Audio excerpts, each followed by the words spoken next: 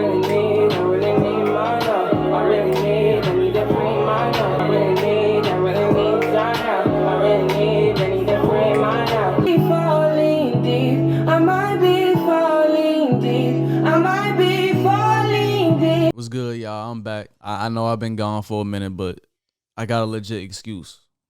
They tried to get rid of me, man. Like, they really tried to get rid of me. Food poisoning is no joke. Don't matter how good the food is. As I was sitting on my deathbed, I came up with an idea for the channel and, another series for the channel, I would say. I had to come back with something a little light. My stomach's still a little fucked up. I thought I'd just give y'all a few songs I've been listening to at the moment. Just give y'all my thoughts about them overall. I mean, they new, old, shit. I might go 70s, 60s, 90s, 2000s. I might go anywhere. So I'm hoping to make this a weekly series or monthly series or something. I don't know. Don't quote me on that, because my quotes don't really live up to themselves. I'm gonna pretty much just go off the hip with this one. I hope y'all like it. Feel free to put y'all songs down below too. I mean, I want to know what y'all listening to. I don't care what genre it is. R&B, hip hop. Well, I mean country. I don't know. I don't know with some of y'all, but I'll take that too. First song I got for y'all is Hundreds by Babyface Ray. I would say I've been a big fan of the new Detroit scene for a minute. Babyface Ray is probably my favorite coming out of that region at the moment. It has been for a while. He's most definitely my favorite of this year's XXL cover. I mean, what the fuck? Even though I wasn't the biggest fan of his most recent Face album, I felt the deluxe that he dropped just 2 months after proved to me what it is. With just 8 new songs added, he went back to his original MIA season style, I would say.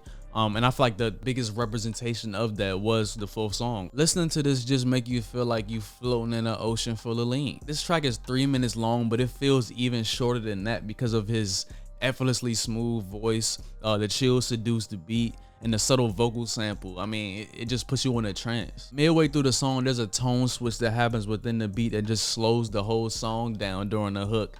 And it adds an aesthetic that fits Ray perfectly. If you got a perfectly rolled blunt and you just want to sit back and chill, I recommend this. Rolling Stone. My new favorite song off the new Brent Faiyaz project, Wasteland. I think I love this song so much because it's a great song, first of all. Let me just throw that out there. And I think I figured out a long time ago that I ain't shit and I ain't ever gonna be shit. So it's kind of great to share that sentiment with somebody, and that's exactly what this song is pushing. He literally says, "I'm sorry in advance if I let you down." I can't count on both hands how many times I've used that in a text. I was too scared to say it to her face, so I gotta send it through the blue bubble. There's just so many quotables for ain't shit men like me in this 2-minute and 42-second confession. And not only does the production match the setting that he's trying to put you in, but Brent's different vocal inflections just make you feel him that much more, where it sounds like he's pouring his heart out, but he's really just telling this woman that I'm everything but nothing at the same time. Like, that's some honesty I only wished I possessed, that I can only dream of expressing. This is a great R&B song and one of the better cuts in Brent's discography, and one of the best this year in my opinion. So if you haven't heard it, give it a listen. Next song I got for y'all is Boldy James, Photographic Memories. This is off, in my opinion, one of Boldy's best and most concise projects. And Bo Jackson, fully produced by legendary underground producer Alchemist. The sample loop on this record is nothing short of beautiful, but also has that dusty aesthetic that Alchemist brings to the table. Even though this is a Boldy James record and his verse was nothing short of amazing, let me give you that. Let me just say that his verse was nothing short of amazing. I mean, what was that line he said? Like, he said one line that got me out of my seat when I first heard. Oh, I got it. Do I have it? Yeah, I got it. I asked God, if this is my last resort, how is that a sin?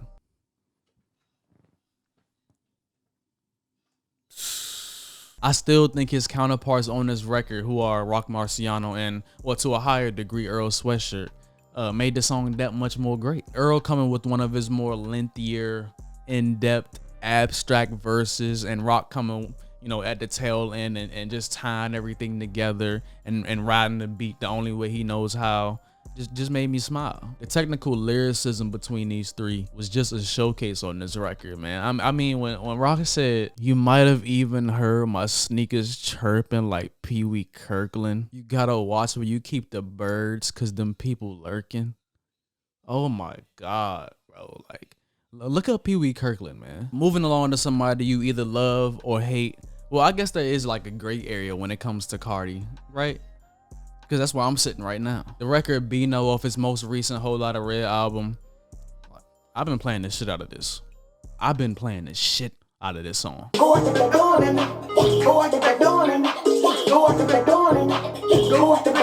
This song, just like most of the songs on that album, is just fun to listen to, bro. Like, I don't know what else to say. It's just fun to listen to. I just love that there's not too much, or if any, thought I have to put in this record. Produced by Out of Town, Ken Carson, Lil 88. This beat is so different. Like, well, let me fix that. It was so different until everybody in the underground scene wanted to bite this shit identically. Like, damn, bro, let Cardi have his shit. Like, sheesh. But like, I don't want to listen to none of y'all. Like, I really don't. I don't want to listen to any of y'all underground rappers because all y'all doing is biting shit. And I know that's pretty much the nature of the game when it comes to hip hop. You influence a new generation. But god damn, bro. Like, I feel like Cardi shouldn't have made some shit that's so biteable. So easily biteable. Like, fuck. But I will say, at the time this dropped, not just this song, but the entire album was so forward thinking and innovative, for better or worse, when it comes to the music industry, however you want to look at it. I always find myself going back to it just because it's something that I haven't heard before.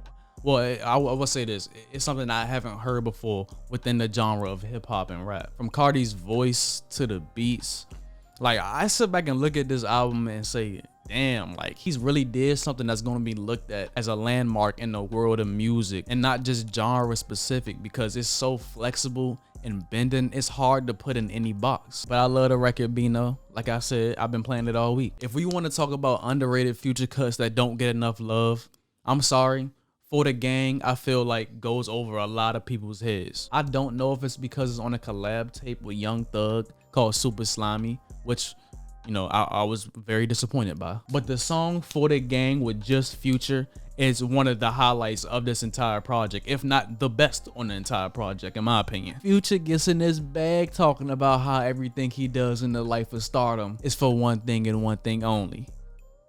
Say everything I do is for the gang. Ooh, I don't know if I did that right, but now, although I love this song, there's definitely some disagreements I have with Pluto when it comes to keeping his funds intact. We can pass around the thotties. We can share all the clothes that you want. I don't care how expensive. But I'm not giving you the code to my safe. I'm sorry. See, when Future said that, he lost me. I'm like, all right, bro. Like, well, somebody has to have it because, I mean, what if you die and nobody can reach the millions that you have accumulated in this vault? But he said verbatim, what'd he say? He said, I'm so real, my day ones got every code to my safe.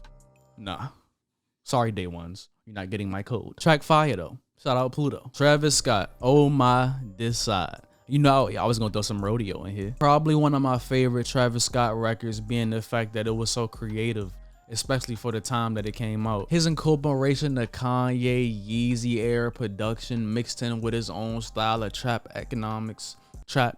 The ear of Travis Scott really shines on this record as he uses Quavo as not just any type of feature. You know, people just slap people on songs and shit, but the fact that he put his ad-libs directly behind his vocals, something at the time that we really haven't seen done to this magnitude in the trap arena. His ability to push Quavo as an artist and not just a rapper has a lot to do with Quavo's sound presently, if you ask me. The heavy trap drums in the first half of this song puts me in the mood that only Travis can put me in. When that beat drops, you just have no choice. I'ma just leave it at that. The experimentation within this record is nothing short of amazing. From the structure of the hook that really isn't a hook at all, the ghostly beat switch that takes you into an entirely different but yet strangely similar vibe as the first half. There's just so much going on musically on the two parts of this song, and it's so futuristic that it feels like it can drop today and have the same effect. It's crazy, man. This album dropped 7 years ago. Shout out Travis, man. Shay Noir dropped one of the deepest, most dense projects this year with Food for Thought, but the song that really stood out to me was the final track, Communion. The song first sets up with her going to the altar and letting it be known that she's about to give a speech about her intimate thoughts, hence the name Communion. And in this song, she does just that, talking about all the pain that she's went through in her life, such as losing family and friends. She talks about dealing with anxiety amongst other things, like struggling to grieve her losses and moments of potential rape from her friend's brother. It was just so much pain, but also healing going on within this song. Because while she's expressing to her audience that she still deals with the covering up of these wounds, she's also making that grieving process easier by letting her demons out by word of mouth. Something that I can personally relate to, because I'm also a person that keeps things bottled up and really don't necessarily know how to release them. But it's like here, as she's speaking, she's giving that out